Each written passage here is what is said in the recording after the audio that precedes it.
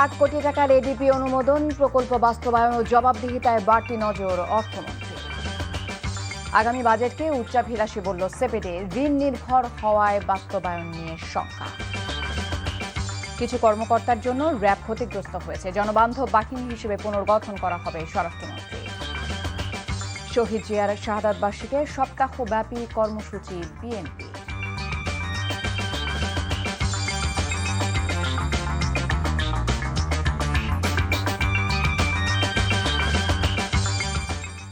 আসসালামু আলাইকুম, তাসনিমা নাহিদ আমন্ত্রণ জানাচ্ছি এনটিভির রাতের খবরে। ক্রাউন সিমেন্ট শিরোনাম দেখছিলেন, জানাবো পুরো খবর। দেশের আকাশে পবিত্র জিলহজ মাসের চাঁদ দেখা গেছে।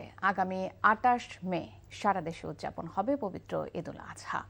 বাদ মাগরিব জাতীয় মসজিদ বায়তুল মোকাররমে ইসলামিক ফাউন্ডেশনের সভাকক্ষে জাতীয় চাঁদ দেখা কমিটির বৈঠকে এই সিদ্ধান্ত নেওয়া হয়। পরে সংবাদ সম্মেলনে এই খবর জানান ধর্মমন্ত্রী শাহ মোফাজ্জল হোসেন কায়কোবাদ। মঙ্গলবার থেকে পবিত্র জিলহজ মাস গণনা শুরু হবে বলে জানান তিনি। সেই হিসেবে আগামী ১০ জিলহজ ২৮ মে পবিত্র ঈদুল আজহা উদযাপিত হবে। জিলহজ ১৪৪৭ হিজরি, ১৪ জ্যৈষ্ঠ ১৪৩৩ বঙ্গাব্দ, ২৮ মে ২০২৬ তারিখ বৃহস্পতিবার সারা দেশে পবিত্র ঈদুল আজহা উদযাপিত হবে ইনশাআল্লাহ। মহান আল্লাহ রাব্বুল আলামিন আমাদের সকলকে, তাম দুনিয়ার মুসলমানকে নেক আমল করার তৌফিক দান করুন। আল্লাহ তাম দুনিয়ার মুসলমান ভাই বোনদেরকে হেদায়েত নসিব করুক, সহি বুঝ দান করুক। বিশেষ করে তাম দুনিয়ার মানুষকে আল্লাহ পাক সহি বুঝ দান করুক। ২০২৬-২৭ অর্থ বছরের জন্য বার্ষিক উন্নয়ন কর্মসূচি এডিপির আকার নির্ধারণ করা হয়েছে ৩ লাখ কোটি টাকা। প্রধানমন্ত্রী তারেক রহমানের সভাপতিত্বে জাতীয় অর্থনৈতিক পরিষদ এডিপির অনুমোদন দেয়। অর্থ ও পরিকল্পনা মন্ত্রী জানান, জনস্বার্থে কাজে আসবে না এমন প্রকল্প নেবে না সরকার। নতুন প্রকল্প নেবার চেয়ে বাস্তবায়ন, সংস্কার ও জবাবদিহিতাকে বেশি গুরুত্ব দেওয়া হচ্ছে। অনুমোদন পাওয়া এডিপিতে থাকছে ১,১২১টি প্রকল্প। হাসান মাহমুদের রিপোর্ট। দুর্নীতি, অর্থ পাচার, মাত্রাতিরিক্ত ঋণের বোঝা, বৈদেশিক মুদ্রার রিজার্ভ সংকট, উচ্চ মূল্যস্ফীতি দেশের অর্থনীতিকে ভঙ্গুর করে তুলেছে। আর এসব বাস্তবতা মাথায় রেখেই সাজানো হচ্ছে বাজেট। সে লক্ষ্যে প্রধানমন্ত্রী তারেক রহমানের সভাপতিত্বে পরিকল্পনা মন্ত্রণালয়ের সম্মেলন কক্ষে অনুষ্ঠিত হয় অর্থনৈতিক পরিষদ এনইসির বৈঠক। দেশের সার্বিক উন্নয়নের লক্ষ্যে ২০২৬-২৭ অর্থ বছরের জন্য এনইসি বার্ষিক উন্নয়ন কর্মসূচি এডিপি অনুমোদন করেছে ৩ লাখ কোটি টাকা। এতে নিজস্ব অর্থায়ন ধরা হয়েছে ১,৯৯,০০০ কোটি টাকা, আর ঋণ সহায়তা বা বিদেশি অর্থায়ন ধরা হয়েছে ১,১০,০০০ কোটি টাকা। প্রস্তাবিত এডিপির মোট আকার ধরা হয়েছে ৩ লক্ষ কোটি টাকা। এডিপি শুধু অবকাঠামোগত উন্নয়ন নয়, আমরা একটা ভঙ্গুর অর্থনীতি থেকে সামনের দিকে যাচ্ছি। এটা পুনরুদ্ধার কিভাবে হবে, উত্তরণ কিভাবে হবে, পুনর্গঠন কৌশলটা কি হবে। সংবাদ সম্মেলনে অর্থমন্ত্রী বলেন, প্রকল্পের অগ্রগতি ও স্বচ্ছতা নিশ্চিত করতে বিশেষভাবে নজর দেবে সরকার। ক্রাইটেরিয়া যারা ফুলফিল করবে তারা একমাত্র পিডি নিয়োগপ্রাপ্ত হবে। এখানে অনেকগুলো প্রকল্প বাদ যাবে, অনেকগুলো প্রকল্পের পেছনে অন্য উদ্দেশ্য ছিল। নির্ধারিত সময়ের মধ্যে সমাধান সমাপ্ত করতে হবে। এই সময় বাড়ানোর কোনো সুযোগ নাই। রাজস্ব আদায়ের ক্ষেত্রে আমাদের নেটওয়ার্ক সেটা আমরা বড় করতে যাচ্ছি। চলমান অর্থনৈতিক সংকটে এডিপির আকার উচ্চাভিলাষী কিনা মন্ত্রীর কাছে প্রশ্ন ছিল সাংবাদিকদের। টিউবওয়েলে যখন পানির নিচে লেভেল কমে যেত, তখন কি করতে হয়? পানি ঢালতে হয়। তারপরে যখন আপনি চাপবেন, তারপরে পানি আসতে শুরু করবে। এই জন্য আমাদের নিতে হয়েছে একটা বড় বাজেটে আমরা যাচ্ছি, যে এই বিনিয়োগ ছাড়া এই ভঙ্গুর অর্থনীতি থেকে বেরিয়ে আসার কোনো সুযোগ নেই। আমরা কোন খাতে কত বিনিয়োগ করবে, এটা রিটার্ন কি, এখান থেকে কত কর্মসংস্থান হবে, এগুলো তো আমরা হিসাব করেছি। যে কর্মসূচিগুলো বাস্তবায়ন করলে দেশের কল্যাণ হবে, সেগুলোই অগ্রাধিকারে থাকবে বলে জানান অর্থ ও পরিকল্পনা মন্ত্রী। Hasan Mahmud, NTV news, Dhaka. জাতীয় সংসদে কার্যকর ভূমিকা রাখতে নারী সংসদ সদস্যদের প্রস্তুত হতে বলেছেন প্রধানমন্ত্রী তারেক রহমান। সচিবালয়ে নিজ দপ্তরে বৈঠকে প্রধানমন্ত্রী এই নির্দেশনা দেন। প্রধানমন্ত্রী বলেছেন, সংসদ সদস্য হিসেবে নিজেদের দক্ষ হিসেবে গড়ে তুলতে তথ্য সমৃদ্ধ হতে হবে এবং সংসদের কার্যপ্রণালী বিধি সম্পর্কে পরিষ্কার ধারণা রাখতে হবে। সংসদে বক্তব্য দেবার ক্ষেত্রে নারী এমপিদের সতর্ক ও দায়িত্বশীল হতে বলেছেন তারেক রহমান। বৈঠকে বর্তমান রাজনৈতিক পরিস্থিতি, সরকারের নির্বাচনী অঙ্গীকার বাস্তবায়ন সহ বিভিন্ন বিষয় নিয়ে নারী সংসদ সদস্যরা তাদের অভিমত ব্যক্ত করেন। সিপিডির সম্মাননীয় ফেলো ডক্টর দেবপ্রিয় ভট্টাচার্য বলেছেন, নতুন সরকারের প্রথম বাজেট শুরু হচ্ছে উচ্চাকাঙ্ক্ষা দিয়ে। এই বাজেট বাস্তবসম্মত নাকি অলৌকিক হবে তা স্পষ্ট করতে পারেনি সরকার। রাজধানীর একটি হোটেলে নাগরিক প্ল্যাটফর্ম বাংলাদেশের প্রাক বাজেট আলোচনায় এসব কথা বলেন তিনি। বক্তারা বলেন, রাজস্ব আহরণের লক্ষ্য পূরণ না হওয়ায় সরকারের ঋণ নির্ভরতা বাড়ছে, যা বাজেট বাস্তবায়নকে ঝুঁকির মুখে ফেলবে। তামজিদ সুমনার রিপোর্ট। আগামী 11 জুন জাতীয় সংসদে প্রায় 9,30,000 কোটি টাকার বাজেট দিতে যাচ্ছেন অর্থমন্ত্রী। নাগরিক প্ল্যাটফর্ম মনে করে, নতুন সরকারের বাজেট শুরু হচ্ছে উচ্চাকাঙ্ক্ষা দিয়ে। বাজেট নিয়ে রাজনৈতিক প্রতিশ্রুতি ও নাগরিক প্রত্যাশা বিষয়ক আলোচনায় গবেষকরা বলেন, সরকার 6,95,000 কোটি টাকার রাজস্ব আহরণ লক্ষ্য নির্ধারণ করতে যাচ্ছে। এর মধ্যে হয়তো 1,30,000 কোটি টাকার ঘাটতি থাকবে। ঋণের চাপটা কিন্তু বাড়ছে। গবেষকরা বলেন, সরকারের উন্নয়ন কর্মসূচি পুরোটাই ঋণ নির্ভর হচ্ছে, যা শঙ্কার।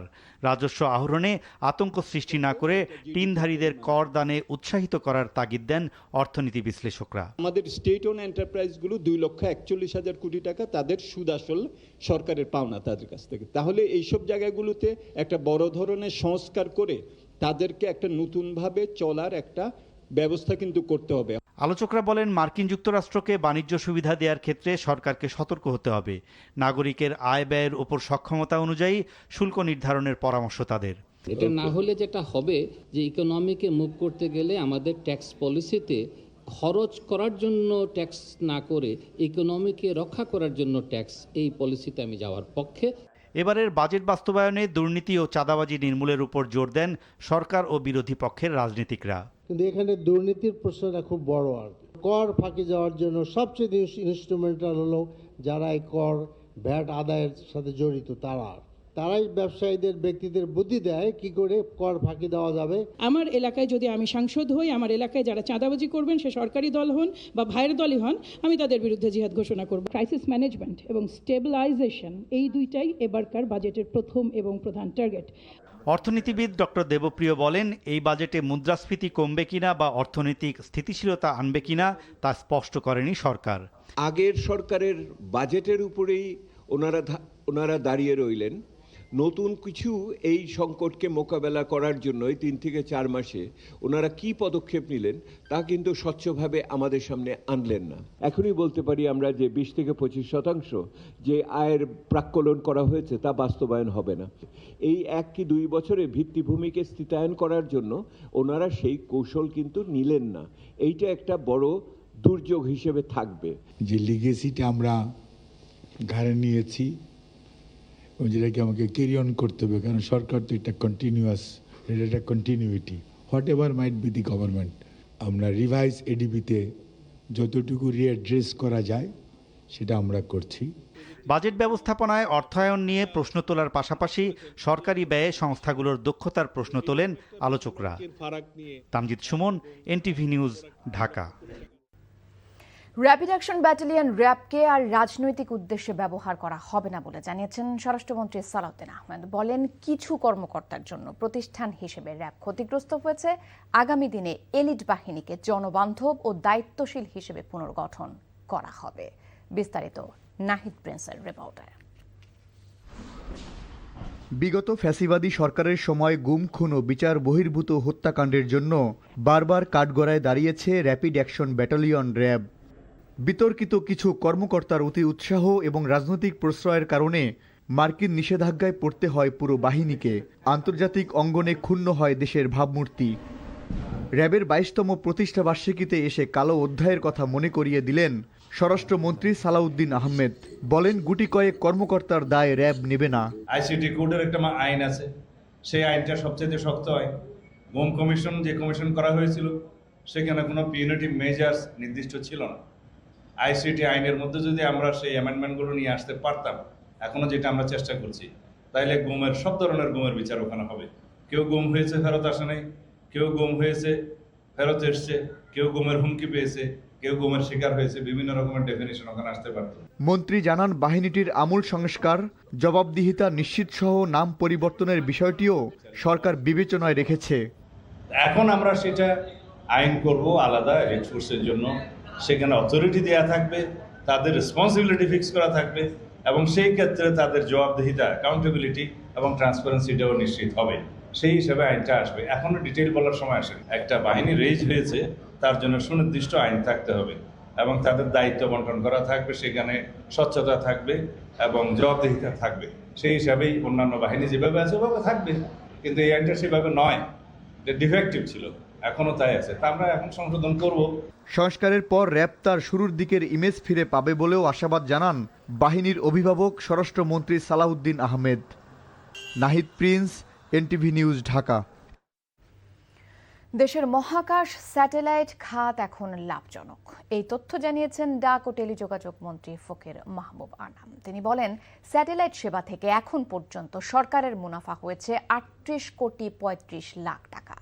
সন্ধ্যায় রাজধানীর ইঞ্জিনিয়ার্স ইনস্টিটিউশনে ভবিষ্যৎ প্রযুক্তিতে স্যাটেলাইট ও ড্রোনের ব্যবহার শীর্ষক আলোচনায় এসব কথা বলেন মন্ত্রী। তিনি জানান, দ্বিতীয় স্যাটেলাইট উৎক্ষেপণ ও উন্নত প্রযুক্তির মাধ্যমে প্রায় ৫০০ কিলোমিটার এলাকা পর্যবেক্ষণ ও দ্রুত তথ্য সংগ্রহের সক্ষমতা অর্জনের পরিকল্পনা রয়েছে।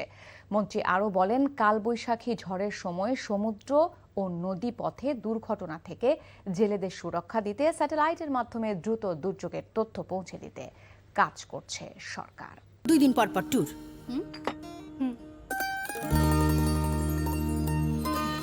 ট্যুরে তো যাবি, এটাই তো বয়স। মুহূর্তগুলো হোক এমনই মিষ্টি। রাধুনী ফালুদা মিক্স। যে জিতবে সে খাবে 1 গ্লাস দুধ, ফার্ম ফ্রেশ ফ্লেভার্ড মিল্ক, আছে ম্যাঙ্গো, এলাচ আর চকলেট। তাই খাও যার যা পছন্দ, দুধ খাওয়াটাই তো আসল। এরকম শাড়ি আমি কখনো পরি? এই নাও মা।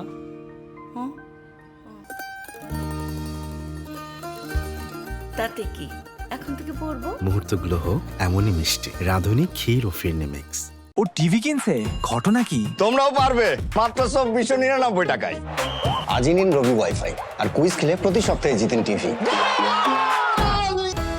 জীবনের সুন্দরতম মুহূর্তগুলো উপভোগের বিশ্বস্ত এবং আস্থার app Nexus pay. Nexus pay মানে সবকিছু।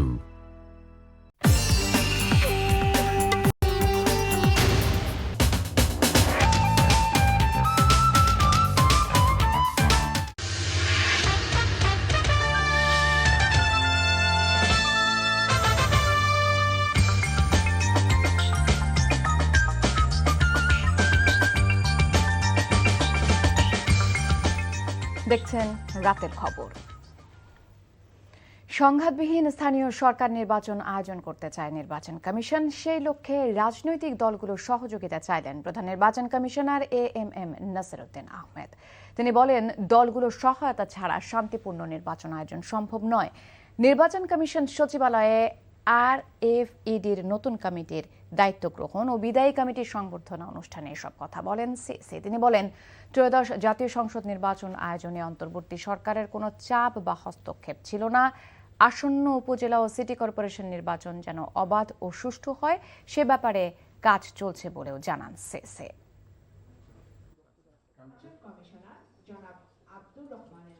আমি মনে করি রাজনৈতিক দলগুলোর নিজেদের মধ্যে এটা বোঝাপড়া করা উচিত যে আমরা স্থানীয় সরকার নির্বাচনে কোনো ঝামেলায় যাব না। এখন তো সুবিধা আছে, পার্টির সিম্বল ব্যবহার হবে না। পার্টি সিম্বল ব্যবহার না হলেও কিন্তু আমরা প্রেসে দেখছি যে বিভিন্ন দল থেকে অলরেডি মনোনয়নের ঘোষণা দিচ্ছে। এইটা আমার জন্য আবার চিন্তার ভাঁজ পড়েছে আমার কবলে। একটা ইলেকশন ভালো হলেও it does not mean election in Bangladesh is always good. আমরা ভালো ইলেকশনের একটা সংস্কৃতি চালু করতে চাই। চট্টগ্রামে নতুন করে জুলাই গ্রাফিতি আঁকতে বাধা নেই বলে জানিয়েছেন city mayor doctor Shahadat Hossain. এর পরপরই গ্রাফিতি আঁকতে শুরু করেছে বিভিন্ন সংগঠন। এদিকে নগরীতে সভা সমাবেশ নিষিদ্ধ করে জারি করা গণবিজ্ঞপ্তি প্রত্যাহার করা হয়েছে। চট্টগ্রাম থেকে আরিজ আহমেদের পাঠানো রিপোর্ট, ক্যামেরায় ছিলেন সুমন গোস্বামী। চট্টগ্রামে জুলাই গণ অভ্যুত্থানের গ্রাফিতি মুছে ফেলাকে কেন্দ্র করে এনসিপি ও বিএনপি নেতাকর্মীদের মধ্যে উত্তেজনা এবং পাল্টাপাল্টি কর্মসূচির কারণে নগরীতে সব ধরনের সভা সমাবেশ নিষিদ্ধ করে জারি করা গণবিজ্ঞপ্তি প্রত্যাহার করা হয়েছে। এর আগে দুপুরে বৈষম্য বিরোধী শিক্ষার্থীদের একটি অংশ নতুন করে গ্রাফিতি আঁকার চেষ্টা করলে পুলিশের সঙ্গে ধস্তাধস্তি হয়। এ সময় গ্রাফিতি আঁকতে আসা শিক্ষার্থীদের হেনস্থা করার অভিযোগ ওঠে পুলিশের বিরুদ্ধে। আমাকে ধাক্কা মারা হয়েছে, আমার ভাইদেরকে নিয়ে গিয়ে অ্যারেস্ট করা হয়েছে। অ্যারেস্ট কর অফিসার আমির, উনি নির্দেশে সবাইকে অ্যারেস্ট করা হয়েছে। ওনারা আমাদের আইনানুগ নির্দেশ অমান্য করেছে, যার কারণে আমরা সেটা নিবৃত করেছি। নিরাপত্তা এবং আইন শৃঙ্খলা পরিস্থিতি স্থিতাবস্থা রাখার জন্য আমরা আমাদের জিম্মায় এনেছি। আমরা তাদেরকে যে কোনো মতো ছেড়ে দিতে পারবো, নো প্রবলেম। চট্টগ্রামের মুরাদপুর থেকে টাইগার পাস পর্যন্ত শহীদ ওয়াসিম আকরাম মুরাল সড়কের পিলারে আঁকা জুলাই গ্রাফিতি মুছে ফেলা হয়। এ নিয়ে রোববার রাতে এনসিপি ও বিএনপি নেতাকর্মীদের মধ্যে ধাওয়া পাল্টা ধাওয়া হয়। সোমবার রাতে সিটি মেয়র জানান, সবাইকে সাথে নিয়ে আবারও আঁকা হবে জুলাই গণ অভ্যুত্থানের গ্রাফিতি। প্রত্যেকটা জায়গায় তারা যদি কাজ করতে চায় তারা কাজ করুক। যেখানে যেখানে গ্রাফিটির উপরে পোস্টার দেওয়া হয়েছে অথবা ময়লা করা হয়েছে অথবা নোংরা করা হয়েছে, তারা সেগুলো ক্লিন করে তারা সেখানে এই গ্রাফিটি অঙ্কন করবে। এ ব্যাপারে আমি অবশ্যই তাদের সাথে সার্বিক সহযোগিতা দিয়ে যাব। NTV news desk. ঢাকা প্রকৌশল ও প্রযুক্তি বিশ্ববিদ্যালয়ের নতুন উপাচার্যের নিয়োগ বাতিল সহ 3 দফা দাবিতে ব্লকেট কর্মসূচি পালন করছেন শিক্ষার্থীরা। সকাল থেকে এই কর্মসূচির ফলে বিশ্ববিদ্যালয়ের শিক্ষা কার্যক্রমে অচল অবস্থা সৃষ্টি হয়েছে। গত বৃহস্পতিবার শাহজালাল বিজ্ঞান ও প্রযুক্তি বিশ্ববিদ্যালয়ের অধ্যাপক ডক্টর মোহাম্মদ ইকবালকে ডুয়েটের নতুন ভিসি হিসেবে নিয়োগ দেয় সরকার। নিয়োগের প্রজ্ঞাপন জারির পরপরই তা প্রত্যাখ্যান করে শিক্ষার্থীরা। দাবি আদায় না হওয়া পর্যন্ত ব্লকেট কর্মসূচি চালিয়ে যাবার ঘোষণা দেন তারা। ভিসি বিরোধী আন্দোলন নিয়ে ক্যাম্পাসের শহীদ মিনার চত্বরে দুপুরে সংবাদ সম্মেলন করেছেন আন্দোলনরত শিক্ষার্থীরা। অপরদিকে নতুন ভিসিকে গ্রহণ করার জন্য শিক্ষক সমিতি প্রস্তুত বলে জানান সংগঠনটির সভাপতি ডক্টর মোহাম্মদ খসরু মিয়া। এদিকে বহিরাগত কর্তৃক জাহাঙ্গীরনগর বিশ্ববিদ্যালয়ের এক ছাত্রীকে ধর্ষণের চেষ্টার ঘটনার 6 দিন পেরিয়ে গেল, এখনো শনাক্ত করা যায়নি অভিযুক্ত যুবককে। উপাচার্যের আশ্বাসে নতুন করে 72 ঘন্টার আলটিমেটাম দিয়ে প্রশাসনিক ভবন থেকে অবরোধ তুলে নিলেও প্রক্টরের পদত্যাগের দাবিতে কার্যালয়ের সামনে অবস্থান নিয়েছেন শিক্ষার্থীরা। সব মিলিয়ে ক্যাম্পাসে বিরাজ করছে থমথমে পরিস্থিতি। সকাল থেকে প্রক্টর কার্যালয়ের সামনে অবস্থান নেন শিক্ষার্থীরা। এর আগে তালা ঝুলিয়ে দিয়ে ক্যাম্পাসে অবাঞ্ছিত ঘোষণা করা হয় প্রক্টোরিয়াল বডির সদস্যদের। এদিকে প্রক্টর অফিসের সামনে হেনস্থার শিকার হবার অভিযোগ এনে অবস্থান কর্মসূচি পালন করছেন লামিসা জামান নামে এক শিক্ষার্থী। পটুয়াখালী বিজ্ঞান ও প্রযুক্তি বিদ্যালয়েও আন্দোলন থামেনি। 8ম দিনের মতো কমপ্লিট শাটডাউন চলছে ক্যাম্পাসে। ভিসির অপসারণের দাবিতে আন্দোলনকারীরা আজও সকালে ক্যাম্পাসে বিক্ষোভ সমাবেশ ও অবস্থান ধর্মঘট পালন করছে। ভিসি ডক্টর কাজী রফিকুল ইসলামের দুর্নীতি ও অনিয়মের প্রতিবাদে গত 11 মে থেকে শিক্ষক, কর্মকর্তা, কর্মচারী ও শিক্ষার্থী ঐক্য জোট নানাভাবে আন্দোলন চালিয়ে আসছে। এ সময় ক্যাম্পাসে ঢুকে আন্দোলন কর্মসূচিতে হামলা চালায় বহিরাগতরা। হামলায় শিক্ষক, কর্মকর্তা সহ কমপক্ষে 30 জন আহত হন। বিশ্ববাজারে আবারও বাড়ল জ্বালানি তেলের দাম। সংযুক্ত আরব আমিরাতের পারমাণবিক বিদ্যুৎ কেন্দ্রে হামলার পর তেলের দাম 2 সপ্তাহের মধ্যে সর্বোচ্চ পর্যায়ে পৌঁছেছে। সোমবার ব্রেন্ট ক্রুডের দাম বেড়ে ব্যারেল প্রতি $112 পৌঁছায়, যা 5 মের পর সর্বোচ্চ। বিশ্লেষকদের মতে যুক্তরাষ্ট্র এবং ইরানের মধ্যকার সংঘাত নিরসনের প্রচেষ্টা স্থবির হয়ে পড়ায় বাজারে অনিশ্চয়তা বেড়েছে। বিশেষ করে হরমুজ প্রণালীকে কেন্দ্র করে জাহাজে হামলা ও জব্দের ঘটনা অব্যাহত থাকায় তেলের সরবরাহ নিয়ে উদ্বেগ বাড়ছে। এছাড়াও ট্রাম্প প্রশাসন রাশিয়ার সমুদ্রপথে তেল রপ্তানির ওপর নিষেধাজ্ঞা শিথিলের যে ঘোষণা দিয়েছিল তার নবায়ন না করায় জ্বালানির দামে আরও চাপ তৈরি হয়েছে। ফুটবল। এজেন্টদের ফি দিয়ে চুক্তি করতে আগ্রহী না থাকায় নতুন করে আরেক কোচের সঙ্গে কাজ করছে বাফুফে। তবে 24 মে জাতীয় দলের ক্যাম্পে নতুন বিদেশি কোচের তত্ত্বাবধানে যোগ দেবেন হামজা চৌধুরী ও জামাল ভূঁইয়ারা। সাংবাদিকদের এসব তথ্য জানিয়েছেন বাফুফের সভাপতি তাবিথ আউয়াল। যেই লেভেলের কোচ ইতিমুহূর্তে আমরা তালিকাভুক্ত ছিল বা কথা চলছি, আমাদের প্রত্যেকটা জায়গায় কিন্তু সরকারের একটু অ্যাসিস্ট্যান্স লাগবে। হয়তো অত বেশি লাগবে না, বাট ডেফিনেটলি লাগবে।